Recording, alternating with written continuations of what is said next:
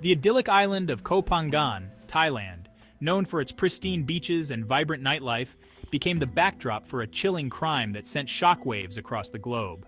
Daniel Sancho Bronchalo, son of renowned Spanish actors, found himself at the epicenter of this horrifying discovery. The remains of Edwin Arrieta Arteaga, a Colombian surgeon, were discovered in a landfill on the island, dismembered and discarded. Sancho, a young chef, quickly became the prime suspect in the investigation. Thai authorities wasted no time in apprehending him. The charges were weighty murder and dismemberment. The prosecution painted a picture of premeditation, alleging that Sancho had meticulously planned the crime. This accusation carried with it the looming possibility of the death penalty, a stark reality in the Thai justice system. Sancho, however, presented a different narrative. He admitted to the act of concealing Arrieta's body but vehemently denied any premeditation. His defense centered on the claim that Arrieta's death was an accident, a tragic outcome of a heated argument that spiraled out of control.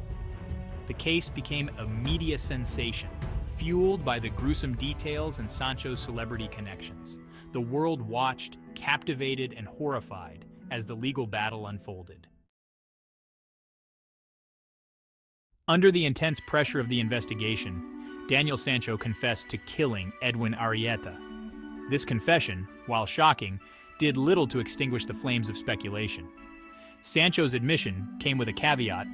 He maintained that the act was not premeditated.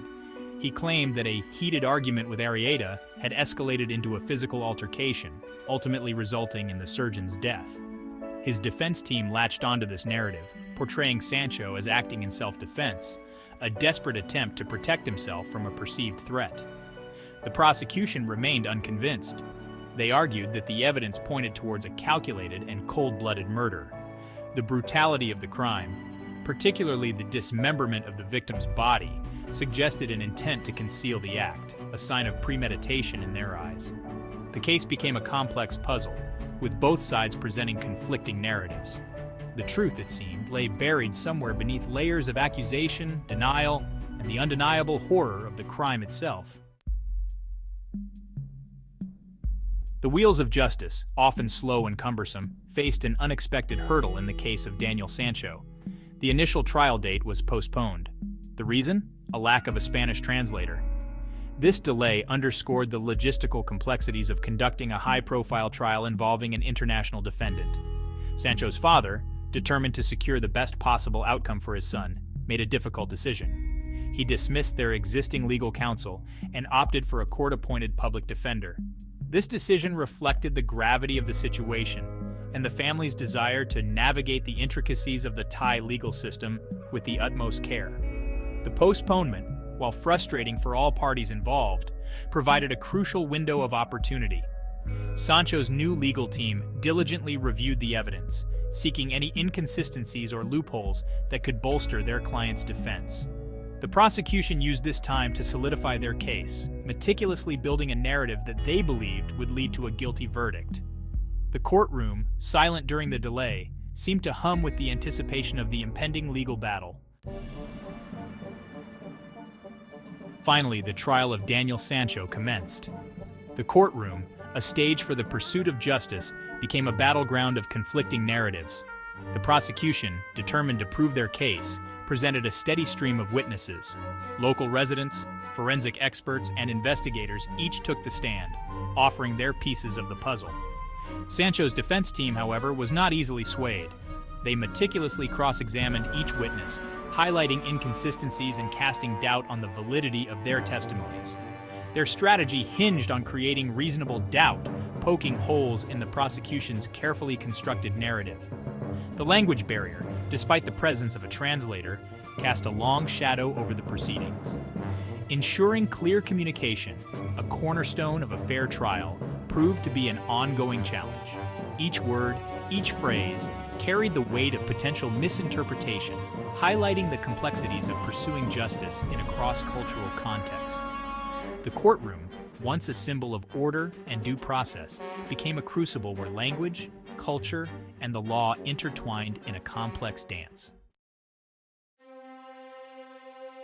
After weeks of intense legal proceedings, the final court session in the trial of Daniel Sancho arrived, heavy with anticipation. The prosecution, in their closing arguments, reiterated their unwavering belief in Sancho's guilt. They painted a vivid picture of a premeditated act, driven by motives yet to be fully understood. They urged the court to deliver justice for Edwin Arrieta, a life tragically cut short. Sancho's defense team, in a final plea for leniency, urged the judge to consider all angles of the case. They presented their client as a young man driven to a desperate act in the heat of the moment, consumed by fear and panic. They acknowledged the gravity of the situation, but implored the court to recognize the mitigating factors that could lead to a less severe sentence. The courtroom, packed with legal experts, journalists, and curious onlookers, held its breath. The air crackled with tension as the judge, tasked with the daunting responsibility of separating truth from speculation, retired to deliberate. The weight of the impending verdict hung heavy in the air, a palpable reminder of the human cost of this tragic case. The verdict in the trial of Daniel Sancho will have far-reaching consequences, extending beyond the walls of the courtroom and the shores of Kopangan. For Edwin Arrieta's family, the verdict represents a chance for closure, an opportunity to begin to heal from the unimaginable loss of their loved one. For Sancho and his family, the verdict carries the weight of an uncertain future.